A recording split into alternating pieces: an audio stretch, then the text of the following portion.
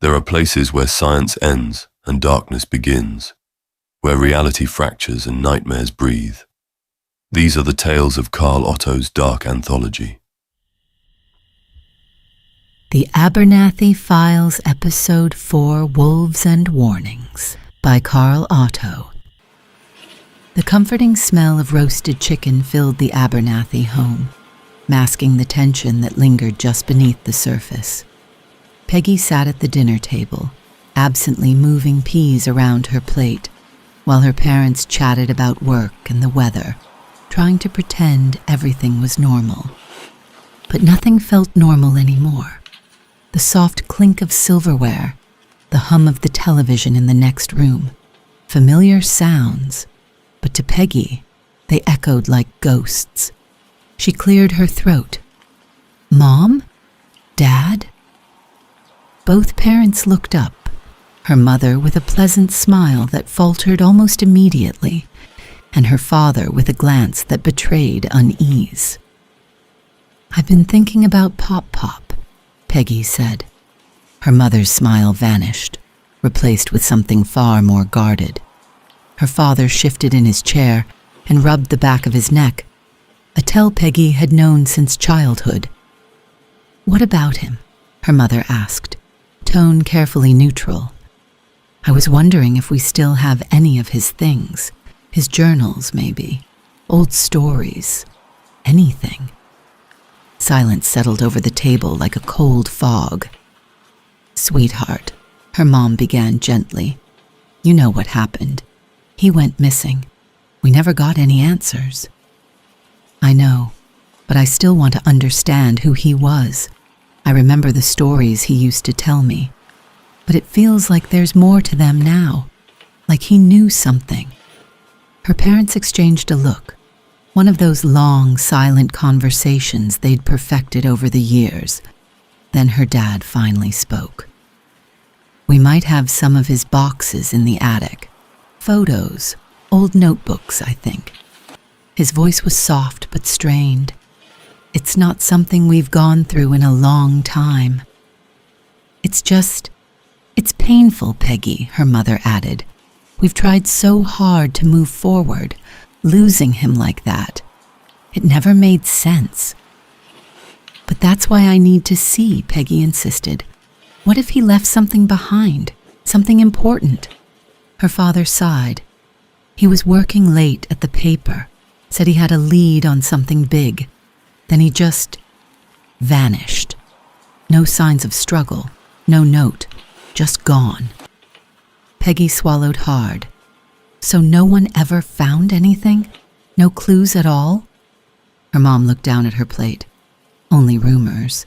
People said he was chasing ghost stories, said he'd lost his grip after your grandmother passed. He didn't lose his grip, Peggy said, her voice rising. I think he knew something no one wanted to believe. Another beat of silence passed. Then her father nodded.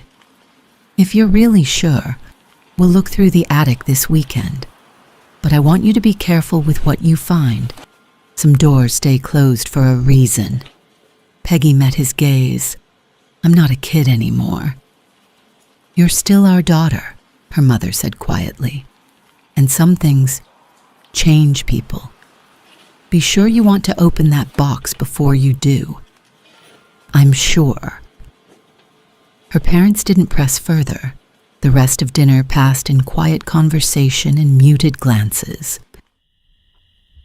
The next day, the evening air had turned sharp by the time Peggy and Nancy reached the edge of town. A chill settled in their bones as they followed the narrow path to the outskirts, where Mrs. Yates's cottage sat hunched like a secret keeping itself. Her home looked stitched together from old wood and stubbornness, its sagging porch wrapped in creeping vines. A rusted sign dangled from a nail beside the door. Beware of the wolves. Nancy frowned. You sure this isn't just some elaborate Halloween prop? She's strange, but not theatrical, Peggy replied. And Tom said she warned him before the fog. Nancy nodded, swallowing her doubt. They climbed the porch steps and knocked. A moment later, the door creaked open. Mrs. Yates stood in the entryway, wrapped in a patchwork shawl, her wild gray hair fanned out like dandelion fluff, caught in a storm. Her eyes, sharp and unsettling, flicked between them. "You came," she said, her voice dry and brittle like fallen leaves. "I felt the air shift earlier. It told me you'd arrive." Peggy managed a polite smile. "We were hoping you could tell us more about the wolves." "Ah, the hungry ones." She stepped aside. "Come in, but leave your skepticism at the door." They entered cautiously. The cottage smelled of dried herbs and smoke. The walls were cluttered with strange trinkets, bone charms, and yellowed maps. Dozens of candles burned on every surface, casting a flickering glow across the room. Mrs. Yates sank into a threadbare armchair. "What you want to know isn't safe," she said. "But you already know that, don't you?" "We need to understand what's happening," Peggy said. "Tom told me you warned him. You mentioned wolves, not just animals, but something more." Mrs. Yates nodded slowly. "They are not creatures of flesh alone. They wear bodies when they must, but what they feed on is deeper. Fear, grief, doubt, the parts of you that never heal." Nancy shifted uncomfortably. "That sounds like poetry, not fact." "It's both," the old woman replied. "The wolves come from the thinning places, where the veil between this world and the next wears too thin. They hunt from those shadows." Peggy leaned forward. "Where is the thinning happening?" Yates's expression darkened. "North of my field, there's a trail, an old deer path. Take it into the woods, and you'll find a tree, an oak so ancient it no longer belongs to this world. That's where the wolves cross over." "The tree's a gate?" Peggy asked. "A beacon," Yates corrected. "It marks the place where something opened. I don't know what tore the veil, but the wolves were the first to step through." Nancy crossed her arms. "This is starting to sound like a campfire story." Mrs. Yates looked at her sharply. "That's what all true stories become, until someone ends up screaming in the dark." A long pause followed. "The full moon is rising," the old woman added. "Tonight is the first of the second full moon cycle since Halloween. That matters. They hunt stronger on these nights." Peggy hesitated. "Can we fight them or stop them?" "You can try," Yates said grimly. "But steel and bullets won't do much. They are shadows wrapped in memory. If you want to see them, they must want to see you. And if they do..." She trailed off. Peggy felt her chest tighten, but her voice was steady. "We have to go. We can't just sit back and let more people disappear." Mrs. Yates's gaze lingered on her. "Then you must walk the deer path at moonrise. But know this, whatever you face in that clearing will not just come from the woods." She leaned forward, her eyes glowing in the candlelight. "It will come from inside you." The moon hung high in the star-speckled sky as Peggy and Nancy stepped off the dirt road and onto the narrow trail behind Mrs. Yates's field. The world around them shifted with each step, quieter, colder, older. The deer path wound between towering pines, their gnarled branches forming a jagged canopy overhead. Moonlight filtered through in thin slivers, painting silver lines across the forest floor. "You sure this is a good idea?" Nancy whispered, clutching her coat tighter. "Because hiking into the woods at night, on the word of the town crazy lady, sounds exactly like how horror stories start." Peggy gave a weak smile. "Yeah, well, we're already in one." Nancy let out a nervous breath. Great. They moved deeper into the trees.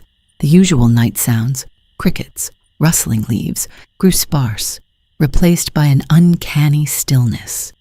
Every snap of a twig beneath their boots felt too loud. There's something off about this place, Peggy muttered. You think? Peggy paused, glancing over her shoulder. I mean, like the air. It feels heavy. Nancy nodded. It's like walking through someone else's dream. They pressed on in silence, the forest closing in tighter the farther they went. Then the trees gave way to a clearing, and there it stood, the oak. It towered over them, a gnarled mass of twisted limbs clawing at the sky. Its bark was blackened and cracked, as if scorched by fire long ago, and its roots curled across the clearing like petrified snakes. Whoa, Nancy whispered. That can't be natural. It isn't, Peggy said, breathless. It looks wrong. As they stepped into the clearing, the temperature dropped. Peggy felt a tingling pressure behind her eyes, like a presence watching just beyond her vision. The girls approached the base of the tree, scanning its surface. Peggy reached out and brushed the bark. It felt warm. Look at this, she said, crouching by the roots. Symbols clawed into the wood. Nancy knelt beside her. What do they mean? I don't know, Peggy replied, but they match the ones in my book. Nancy frowned, glancing around the clearing. Okay, we saw the tree. We took a look. Time to go. Peggy didn't move. Not yet. Yates said the wolves come here, that this is where they cross over. Nancy looked toward the dark trees ringing the clearing. Well, I vote we don't hang around for the show. Just then, something moved in the underbrush. A faint rustle, a low growl. They froze. You heard that, right? Nancy whispered. Peggy nodded slowly. Her hand reached into her bag and pulled out the old revolver. She didn't raise it, just held it, like a talisman. Nancy stared at the weapon. You brought a gun? I told you I'd be ready for anything. Okay, but anything is apparently a lot closer than I expected. Another growl, this time closer, then silence. Let's go, Peggy said quietly. They turned and began to retrace their steps. The moment they stepped off the path, Nancy stumbled. Her foot caught a hidden root, and with a yelp, she pitched forward and disappeared. Nancy! Peggy lunged forward, barely catching sight of her friend as she tumbled into a gap in the earth, hidden beneath moss and undergrowth. The sound of snapping branches and a heavy thud echoed up from below. Peggy dropped to her knees at the edge of the crevasse, heart pounding. Are you okay? A moment of silence. Then, yeah, I think so. Nancy's voice rose from the darkness, breathless but intact, just a bit scratched up. Peggy exhaled in relief. Can you climb out? Nancy shifted below. Not easily. It's steep, but hang on. There's something down here. Peggy blinked. What do you mean, something? It's like a den. There are bones everywhere. Old ones, wolf bones, I think. And wait, there's something sticking out of the dirt. Nancy, maybe don't touch. It's a stone, Nancy interrupted. Flat with carvings, like the ones clawed into the tree. Peggy hesitated, then pulled her camera from her bag. Here, catch. She lowered the Polaroid by the strap, letting it swing gently down into the pit. Nancy caught it, aimed, and snapped a few photos. The soft whir and click echoed unnaturally in the silent woods. She sent it back up, hand shaking slightly. I think I got them. Nancy's hand brushed something buried just beneath the dirt. Cool metal, smooth. She dug it out. A badge, bent, rusted. The words "Detective" and "Millbrook Police" barely visible. "Peggy," she whispered. "It's a badge. Like police." Peggy's heart skipped. The detective who vanished? Nancy nodded slowly. "We don't know for sure, but it has to be him. Who else would it belong to, all the way out here?" Peggy crouched lower, her voice tight. If that's really his, then he never made it out. "Okay, Nancy, let's get you out of there," Peggy said. "Try climbing up. I'll help." Nancy jumped, scrabbling for the ledge. Peggy grabbed her wrists, trying to haul her upward, but the ground was damp and slick, and Nancy's boots couldn't find purchase. Almost just a little higher. Then the air shifted. Cold rolled through the clearing like a breath held too long. Peggy froze. Below, Nancy looked up, eyes wide. What is that?" From the shadows near the bones, a mist began to curl, thick and black, like smoke underwater. It snaked along the den floor, wrapping around the skeletal remains. "Peggy," Nancy whispered. "Something's happening." The bones twitched. At first, it seemed like a trick of the light, but then one skull lifted slightly, the jaws unhinging with a dry crack. Another skeleton shifted, its limbs scraping against stone. "Get me out," Nancy screamed. "Now."